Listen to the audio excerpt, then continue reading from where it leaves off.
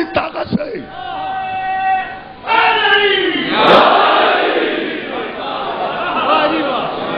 سلامت رہو. اتنی بلند سلوات بھیجے محمد آل محمد.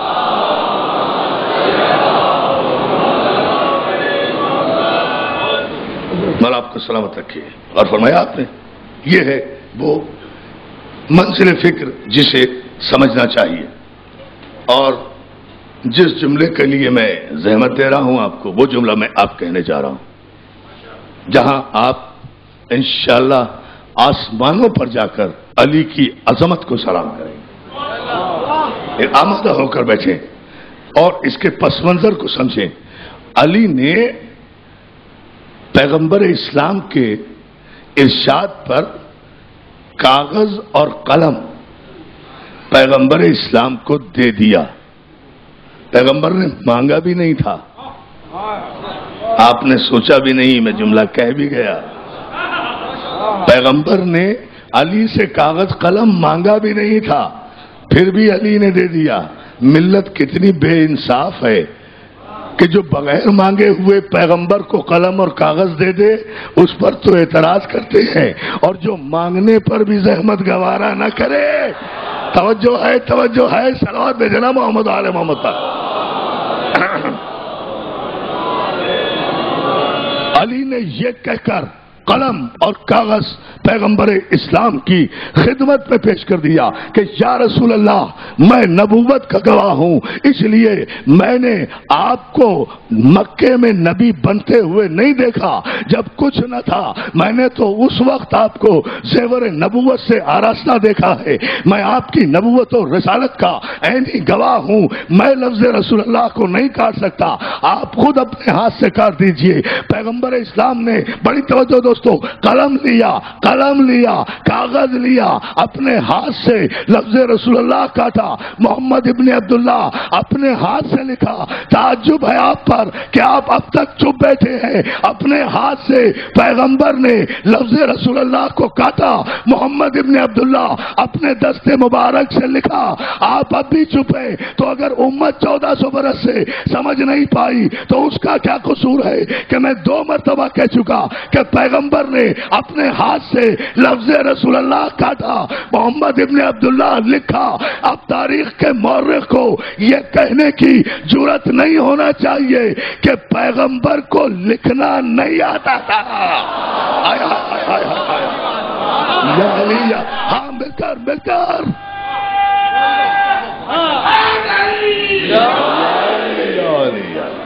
سلامت رہو. سلامت بھیجے نا بابا دے بلند. نہیں صاحب، بلند ترین سلوات بھیجے آپ محمد آل محمد.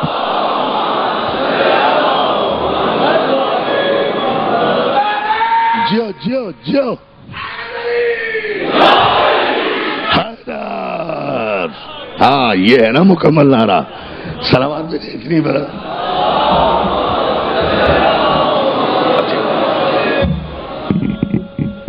توجہ ہے نا دوستو، یہ ہے وہ منزل فکر جسے انسان کو سلامت بھیجے محمد آل.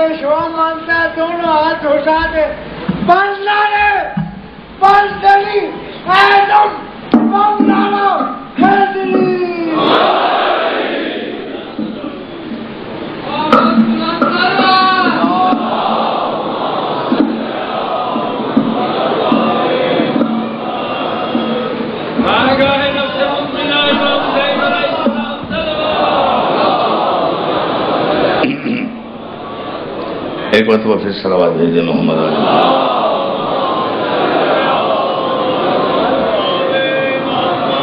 تو جو ہے نا عزیزان محترم، یہاں علی نے پیغمبر اسلام کی خدمت میں صلح نامے کا کاغذ پیش کر کے قیامت تک یہ حجت قائم کر دی کہ مدعی اپنے دعوے سے دستبردار ہو تو ہو، لیکن جو اصلاً نسلاً سچا گواہ ہوگا، ہائے ہائے ہائے ہائے ہائے یا علی یا علی یا علی، جو اصلاً نسلاً سچا گواہ ہوگا وہ کبھی اپنے دعوے سے، وہ اپنی گواہی سے دستبردار نہیں ہو سکتا۔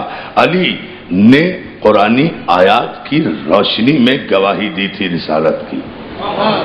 علی نے تاریخ کی روایات کی روشنی میں کلمہ نہیں پڑھا تھا، یا علی یا علی، تاریخی روایات کی روشنی میں کلمہ نہیں پڑھا تھا۔ پھر سمجھ لیں، نہیں پڑھوں گا آگے جب تک آپ اس جملے کو نہیں سمجھیں گے۔ علی نے تاریخ کی پوشیدہ روایات کی روشنی میں مکے مدینے کے بددوؤں کی طرح ایمرجنسی میں کلمہ نہیں پڑھا تھا۔ علی نے قرآن کی آیات کی روشنی میں، قرآن کی آیات کی روشنی میں تصدیق رسالت کی تھی، تصدیق رسالت کی تھی، تصدیق رسالت کی تھی، اس لیے کہ سارے قرآن مجید کے مفسرین جو کسی بھی مکتب فکر سے تعلق رکھتے ہوں، ان سب کا یہ متفقہ فیصلہ ہے کہ اقرا بسم ربک الذی کی آیت کے نزول کے بعد جو دوسری آیت آئی ہے وہ آیت ہے وانذر عشیرتک الاقربین، حبیب سب سے پہلے اپنے قرابت داروں کو دعوت ایمان دو۔ توجہ، سارے مفسر قرآن کے گواہ ہیں اور اس پر اتفاق ہے کہ دوسری آیت جو نازل ہوئی اقرا کے بعد وہ ہے وانذر عشیرتک الاقربین۔ اب اسے آپ رکھ دیں کہیں بھی اٹھا کر، یہ آپ کی پیدائشی مجبوری ہے، اس لیے کہ جب پہلی دوسری آیتیں نازل ہو رہی تھیں، خیر سے آپ یا تو پیدا ہی نہیں ہوئے تھے، اگر پیدا ہوئے تھے تو مسلمان نہیں ہوئے تھے۔ توجہ ہے نا اذان مسلم، صلوات ہے بابا سے بلند۔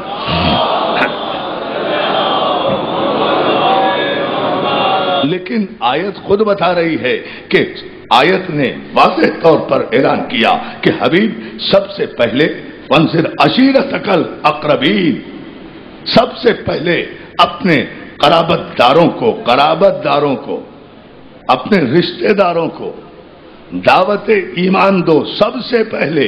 تو میں کسی اور بحث میں نہیں جاتا، لیکن صحیح سیاستہ کی متفقہ روایت کو ضرور پیش کروں گا کہ سارے سیاستہ کی کتابوں نے، بخاری کے علاوہ سب نے یہ تحریر کیا کہ وانذر عشیرتک الاقربین کی آیت کے نزول کے بعد پیغمبر اسلام پہاڑ کی چوٹی سے یہ کہتے ہوئے اترے۔ آیت ذہن میں رہے تو آپ کو لطف آئے گا۔ آیت نے کیا کہا تھا؟ حبیب سب سے پہلے ایمان کی دعوت دو، کلمہ پڑھاؤ اپنے قریب ترین رشتہ داروں کو۔ تو سیاستہ کی کتابوں میں بخاری کے علاوہ سب نے یہ لکھا کہ پیغمبر اسلام پہاڑ کی چوٹی سے یہ کہتے ہوئے اترے، یا علی ابن ابی طالب دعوت کا اہتمام کرو، کافروں کو بلاؤ، یا علی یا علی یا علی۔ مولا آپ کو سلامت رکھے۔ میں بس یہ روح تک اگر سارا مجمع پہنچتا تو چھلک کر کہیں جانا تھا۔ میں ابھی عرض کروں گا، آپ صلوات بھیجیں محمد علیہ محمد۔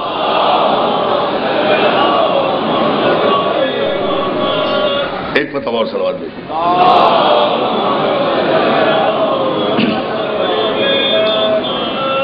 اس آیہ وافی ہدایہ کے نزول کے بعد پیغمبر اسلام پہاڑ کی چوٹی سے یہ کہتے ہوئے اترے کہ یا علی دعوت کا اہتمام کرو، یا علی۔ میرے مولا ذرا سا مجھے طاقت دے کہ میں اس فکر کو سمجھا سکوں اپنے ایک نوجوان دوست کو جنہیں میں خطاب کرتا ہوں۔ اصلاً بزرگ مجھ سے بہتر جانتے ہیں، میرا مقصد یہ ہوتا ہے کہ میرے نوجوان دوستوں کے ذہنوں میں جو کنفیوژن آتے ہیں تاریخ کے حوالوں سے، وہ مجلس حسین کے صدقے میں وہ رفع ہوں۔ وانذر عشیرتک الاقربین، حبیب سب سے پہلے اپنے قرابت داروں کو دعوت ایمان دو۔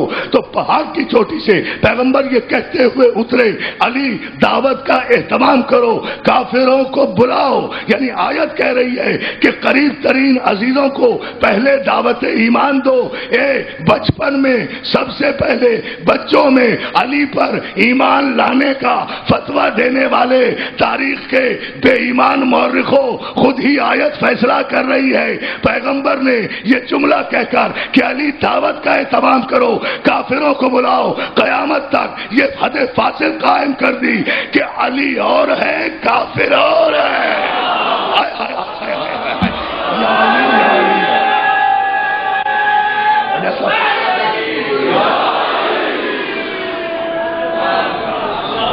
بلند ترین صلوات بھیجے محمد علیہ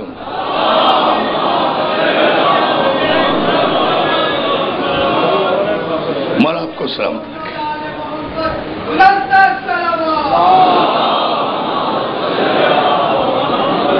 جی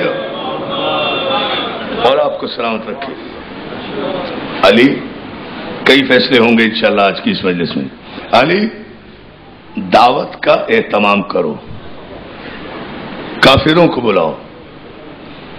اور ظاہر ہے کہ جب یہ آیت نازل ہو رہی ہے اور علی کو دعوت کا اہتمام کرنے کا حکم پیغمبر دے رہے ہیں، اس وقت علی گھریلو طور پر انڈیپینڈنٹ تو ہے ہی نہیں، 12 برس کی تو عمر ہے۔ بھائی جوہر امیر ذرا دیکھیں اس جملے کو، جسے میں ان سارے نوجوان دوستوں کو ایک نئے فکر کے ساتھ ان کے ذہنوں کی نظر کرنا چاہ رہا ہوں۔ علی انڈیپینڈنٹ نہیں ہے، 12 برس کی عمر ہے۔ 12 برس کے بچے سے یہ کہنا دعوت کا اہتمام کرو، وہ بھی اپنے گھر میں۔ ابھی خود مختار تو نہیں ہے علی، ابھی تو ابو طالب موجود ہیں۔ اسلام کی پہلی دعوت ہو رہی ہے ابو طالب کے گھر میں۔ یا علی یا علی یا علی، صلوات بھیجیں، صلوات بھیجیں، ابھی بھی نہیں بتا۔ اسلام کی پہلی دعوت ہو رہی ہے ابو طالب کے گھر میں، دین کا پہلا پیغام دیا جا رہا ہے ابو طالب کے گھر میں، دعوت کا اہتمام کیا جا رہا ہے ابو طالب کے گھر میں، کافروں کو بلایا جا رہا ہے ابو طالب کے گھر میں۔ دین کی پہلی دعوت نہ مکے کی گلیوں میں ہوئی، نہ کعبے کی دیوار کے نیچے ہوئی، نہ حجر اسود کے سائے میں ہوئی، نہ کسی دوست کے گھر میں ہوئی۔ ہائے ہائے نہیں توجہ فرما رہے آپ جملے پر۔ وانذر عشیرتک الاقربین، حبیب سب سے پہلے اپنے قرابت داروں کو دعوت ایمان دو۔ تو چلو چلتے چلتے یہ فیصلہ تو لیتے چلیں کہ قرآن مجید میں یہ آیت تھی نہیں، یہ آیت ہے، اور آیت بتا رہی ہے کہ سب سے پہلے جو دعوت ایمان دی ہے پیغمبر نے وہ اپنے گھر والوں کو دی ہے، محلے والوں کو نہیں دی ہے۔ تو اب تاریخ کا مورخ کتنا بھی زور لگائے کہ فلاں پہلے ایمان لایا تھا، فلاں پہلے ایمان لایا تھا، آیت پڑھ پڑھ کر مورخ کی روایت کے منہ پر تماچا لگاتی رہے گی، کسی کا نام آ ہی نہیں سکتا کہ فلاں پہلے ایمان لایا تھا۔ جو بھی ایمان لایا ہوگا سب سے پہلے وہ محلے والا نہیں ہوگا، گھر والا ہوگا۔ توجہ یا علی یا علی، بلند ترین صلوات میرے محمد اور محمد۔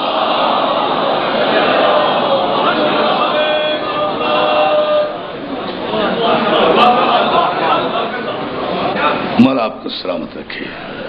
اچھا دیکھیں، ایک بات میں آپ کی خدمت میں اور عرض کروں، اور وہ یہ کہ دین اسلام اس کی پہلی دعوت کا مرکز ہے ابو طالب کا گھر۔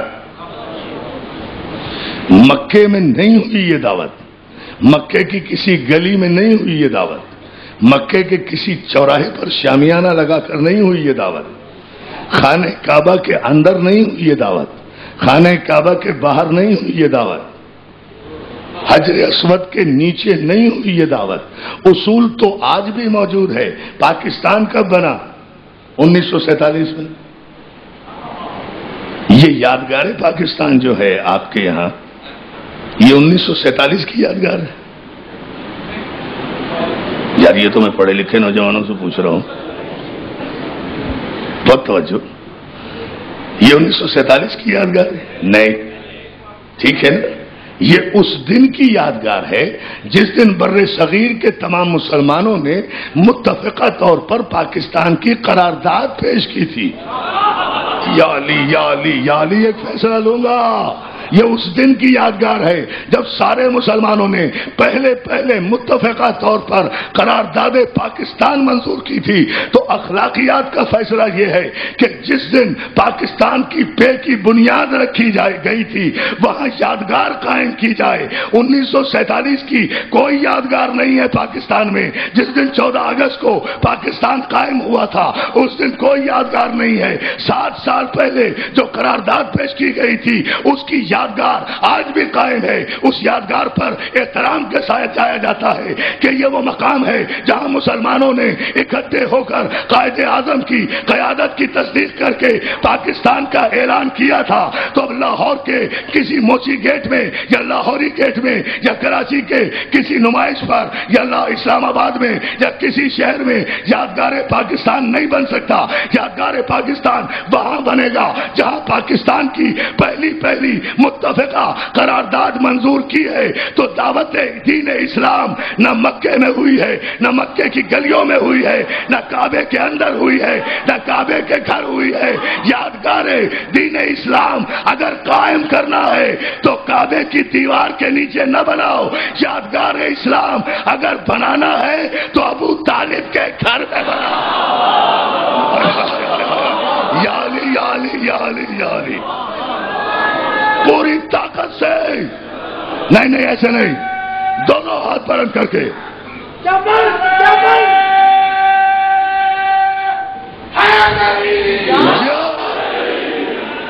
سلامت رہو۔ مولا آپ کو سلامت رکھے، مولا سلامت رکھے۔ میں نے کہا تھا نا کہ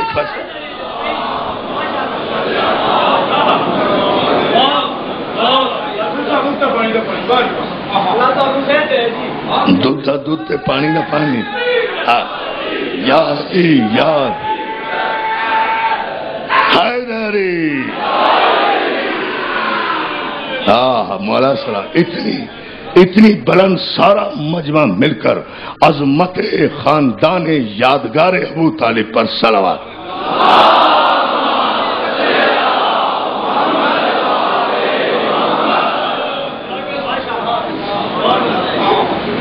تو جو ہے دوستو، تو یہ یادگار جو بنی ہوئی ہے یہ 14 اگست 1947 کی نہیں ہے، یہ اس پہلی قرارداد کی ہے۔ تو اب پاکستان کی پہچان جو ہوگی وہ نہ اسلام آباد سے ہوگی، نہ کراچی میں قائد اعظم کے مزار سے ہوگی، نہ موہٹا پیلیس سے ہوگی، نہ آل انڈیا مسلم لیگ کے اجلاس سے ہوگی، بلکہ جہاں پاکستان کی قرارداد پیش کی گئی 1940 میں، بھئی 7 برس کے بعد پاکستان بنا ہے نا، قرارداد پیش کرنے کے بعد تو پاکستان کے سچے وفادار شہریوں نے کیا طے کیا کہ بھئی جہاں لفظ پاکستان پہلی مرتبہ لیا گیا تھا،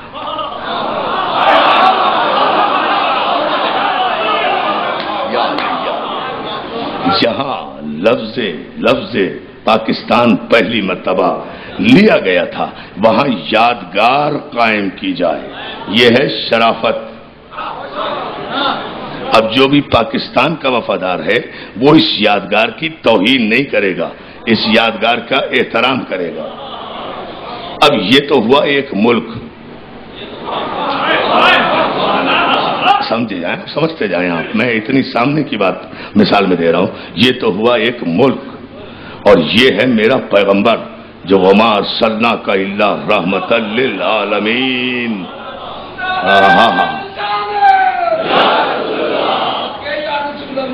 جیو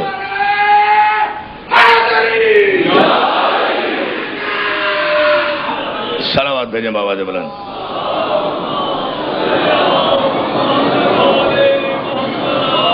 مولا آپ کو سلامت رکھے۔ جتنے خوبصورت معیاری انداز میں آپ گفتگو کو سن رہے ہیں اور جو نتیجے آج اس نصف منزل میں عشرے کی آپ عکس کر رہے ہیں مولا کے صدقے میں، یہ تو ہے ایک ملک کی یادگار، اور وما ارسلناک الا رحمۃ للعالمین کا تاج پہن کر آنے والا نبی جو دین لے کر آیا تھا، جو پیغام لے کر آیا تھا، وہ مکے کا نہیں تھا، مدینے کا نہیں تھا، عرب کا نہیں تھا، عجم کا نہیں تھا، عالمین کے لیے پیغام لے کر آیا تھا، عالمین کے لیے رب العالمین کا پیغام رحمت للعالمین لے کر آیا تھا۔ غور کرو غور کرو۔ تو اگر پاکستان عالمین سے باہر ہے، اگر سعودی عرب عالمین سے باہر ہے، اگر انڈونیشیا عالمین سے باہر ہے، اگر افغانستان عالمین سے باہر ہے، اگر ایران عالمین سے باہر ہے، اگر ٹرکی عالمین سے باہر ہے، اگر دبئی عالمین سے باہر ہے، اگر کویت عالمین سے باہر ہے، میں مسلمان ملکوں کی بات کر رہا ہوں، یہ سارے ملک اگر عالمین سے باہر ہیں تب تو ہمیں کوئی گلہ نہیں ہے۔ اگر یہ پاکستان، سعودی عرب، ایران اور یمن، شام، عراق، دبئی، کویت، جتنے بھی یہ اسلامی ممالک ہیں، اگر یہ سارے کے سارے ممالک جہاں اسلام کا سکہ چلتا ہے، اسلام کا بظاہر پیغام ہے، اگر یہ سارے ممالک عالمین کے اندر ہیں تو رب العالمین کا پہلا پیغام ابو طالب کے گھر میں دیا گیا تھا۔ انہیں اگر ثابت کرنا ہے کہ ہم مسلمان ملک ہیں تو ان پر واجب ہے کہ یہ اپنے جھنڈے سے پہچان نہیں کرائیں گے کہ یہ اسلامی ملک ہیں یا نہیں۔ ان سارے ممالک پر واجب ہے کہ جتنی اور یادگاریں بناتے ہیں وہ بھی بناتے جائیں، لیکن اگر اپنا اسلامی تشخص انہیں مظاہرہ کرنا ہے تو ہر ملک میں یادگار ابو طالب قائم ہونا چاہیے۔ صلوات بھیجیں بآواز بلند، میں نے بہت بڑا پیغام دیا ہے۔ ہر ملک میں یادگار ابو طالب قائم ہونا چاہیے، اس لیے کہ اس یادگار کی نسبت سے طے ہوگا۔ اسلام کی پہلی دعوت منذر عشیرتک الاقربین یہ ابو طالب کے گھر میں ہوئی ہے۔ مولا آپ کو سلامت رکھے۔ یہ اسلام کی پہلی دعوت ابو طالب کے گھر میں ہوئی ہے، کسی اور کے گھر میں نہیں ہوئی۔ لا الہ الا اللہ کی پہلی آواز ابو طالب کے گھر میں گونجی ہے، کسی اور کے گھر میں نہیں۔ اقرار توحید کا پہلا نعرہ مستانہ ابو طالب نے اپنے گھر میں لگوایا ہے۔ میں قربان نہ ہو جاؤں ایسے کافر کے جو اپنے بتوں کے خلاف ہونے والا پہلا جلسہ اپنے ہی گھر میں کر رہا ہے اور کھانا بھی کھلا رہا ہے۔ ہائے ہائے ہائے ہائے ہائے، صلوات پہ جنا محمد و آل محمد۔